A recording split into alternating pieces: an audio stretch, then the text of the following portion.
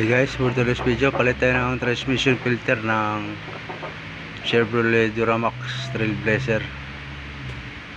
Tapos papalitan na rin natin ng ite. So lilinisin na lang natin ito guys, ng carb cleaner.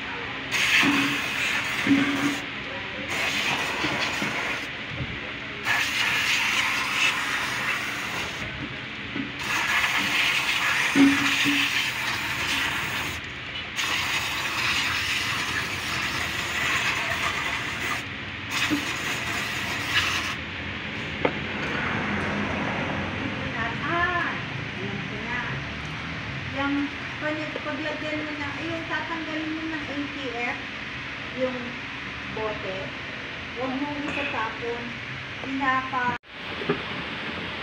So ito yung filter na pinalitan natin guys, tsaka yung kanyang gasket doon sa oil pan.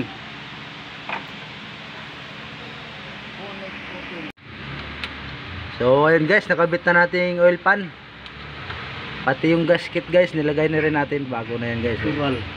Pinatukan na rin natin ng konting silicone lang guys. Okay, so ilalagay na lang natin yung kanyang ATF guys.